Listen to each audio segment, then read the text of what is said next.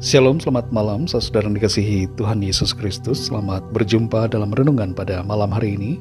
Doa dan harapan saya saudara semua ada dalam keadaan yang baik, sehat, penuh sukacita, dan berlimpah berkat Tuhan. Sebelum kita mendengarkan renungan firman Tuhan, mari kita siapkan hati dan berdoa. Bapa Surgawi, Bapa dalam nama Tuhan Yesus Kristus, Tuhan yang sungguh sangat baik, Tuhan Juru Selamat kami bersyukur untuk berkat kemurahan-Mu. Tuhan sudah menolong kami dari pagi hingga saat malam ini.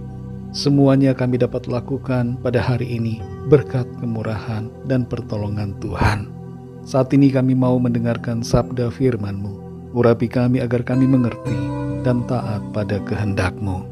Dalam nama Tuhan Yesus kami berdoa. Haleluya. Amin.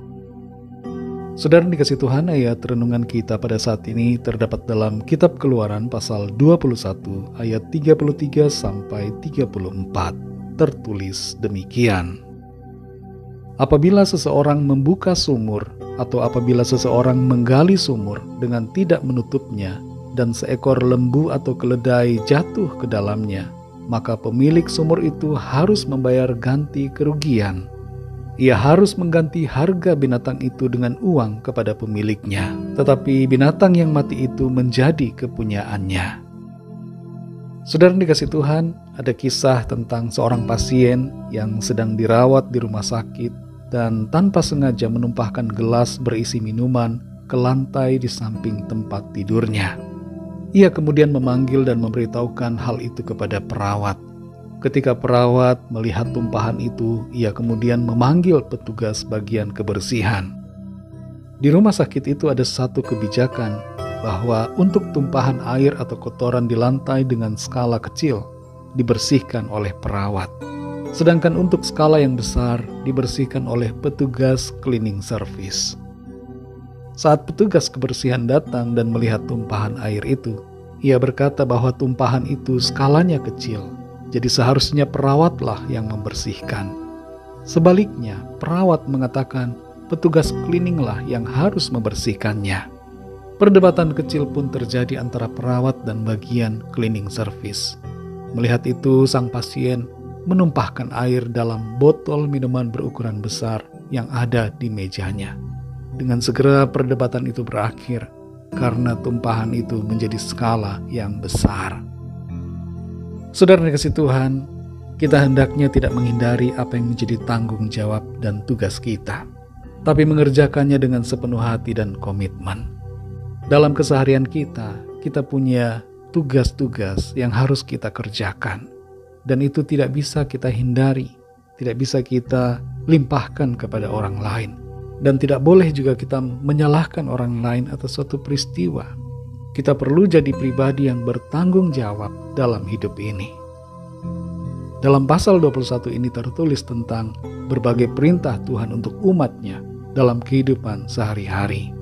Dan khusus di ayat 33-34 ini, kita membaca satu bagian dari perintah di mana seseorang harus bertanggung jawab atas sumur yang digalinya.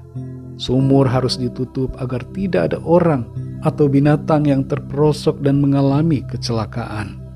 Apabila sumur itu tidak ditutup dan terjadi peristiwa di mana seekor binatang jatuh dan mati, maka pemilik sumur harus membayar ganti rugi.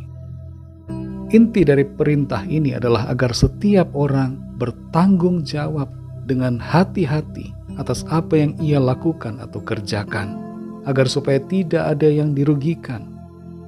Sayangnya, dalam praktek kehidupan di berbagai negara, ada banyak oknum yang membangun sumur tapi tidak ditutup, atau ditutup tapi tidak dengan benar. Akibatnya menimbulkan kecelakaan bagi orang lain. Tapi saat dimintai pertanggungjawaban, malah menghindar dan menutup mata atas penderitaan orang lain yang mengalami kecelakaan. Secara lebih luas, perintah ini tidak hanya berkaitan dengan soal sumur saja, tapi dalam hal apapun di hidup kita harus jadi pribadi yang bertanggung jawab. Saudara dikasih Tuhan, setiap hal yang diakibatkan oleh kelalaian kita harus kita hadapi dan pertanggungjawabkan dengan baik. Karena itu lakukanlah segala sesuatu dengan memperhitungkan sebaik-baiknya agar tidak merugikan orang lain. Kalau kita sudah bertindak merugikan, maka gantilah kerugian sesuai dengan jumlahnya. Mari saudara dikasih Tuhan, pesan firman Tuhan buat kita, jadilah orang yang bertanggung jawab dalam hidup ini.